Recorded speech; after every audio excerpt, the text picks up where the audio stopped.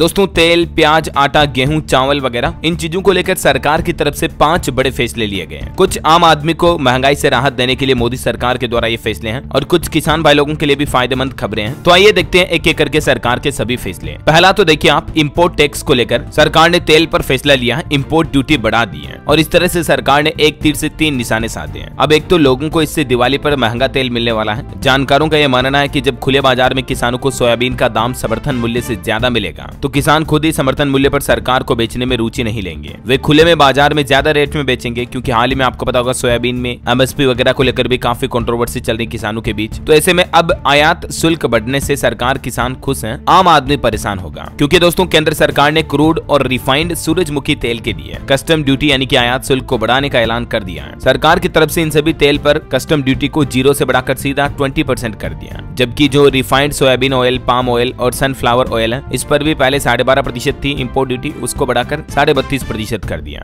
यानी देखा जाए तो आयात शुल्क बढ़ाकर सरकार ने एक तीर से 3 निशाने साधे हैं। लेकिन एटलीस्ट आम आदमी को तो महंगाई की मार पड़ने वाली है सरकार के इस फैसले से, जबकि सरकार और किसान दोनों खुश हैं क्योंकि उनकी आमदनी जरूर बढ़ेगी। तो पहला अपडेट तो तेल को लेकर ये रहा। दूसरा देखिए, सरकार ने प्याज के एक्सपोर्ट पर भी एक बड़ा फैसला लिया, जिससे भी किसानों को फायदा होने वाला है। दरअसल एक तो केंद्र सरकार ने प्याज एक्सपोर्ट के लिए तय की गई मिनिमम एक्सपोर्ट प्राइस यानी कि एमईपी को हटा दिया। पहले इसके लिए $550 प्रति टन एमईपी तय थी, मतलब इससे कम रेट पर किसान भाई लोग प्याज को एक्सपोर्ट नहीं कर सकते थे। अभी आजकल पता होगा आपको, हमारे भारत में भी प्याज की कीमतें कई जगहों पर 80 रुपए प्रति किलो के पार चली गई हैं। इस बीच अब सरकार ने फैसला लिया प्याज निर्यात को लेकर, तो इससे किसानों को प्याज निर्यात एक्सपोर्ट करने में और आसानी होगी, क्योंकि अब प्राइस लिमिट नहीं रहेगी। और दोस्तों प्याज के साथ साथ अब सरकार की तरफ से गेहूं के स्टॉक पर भी केंद्र सरकार ने एक बड़ा फैसला लिया है। आटे की महंगाई पर रोक लगाने के लिए प्याज निर्यात और गेहूं के स्टॉक से जुड़े ये 2 बड़े फैसले देखिए आप। एक तो गेहूं की स्टॉक सीमा तय कर दी है सरकार ने, यानी कि स्टॉक लिमिट लगा दी है, और ये कितनी लगाई गई देख सकते हैं आप डिटेल। अब व्यापारी अपने स्टॉक में 3000 मीट्रिक टन के मुकाबले केवल 2000 मीट्रिक टन ही गेहूं रख सकते हैं। और भी लिमिट के बारे में ज्यादा डिटेल देख सकते हैं। इससे एटलीस्ट कुल मिलाकर आपका गेहूं का आटा सस्ता होगा, क्योंकि अब गेहूं की जमाखोरी, कालाबाजारी वगैरह नहीं हो पाएगी। तो है ना। एक और चावल को लेकर भी सरकार से बड़ी खबर निकल कर आ रही। देखिए सरकार ने बासमती चावल पर भी एमईपी को हटा दिया।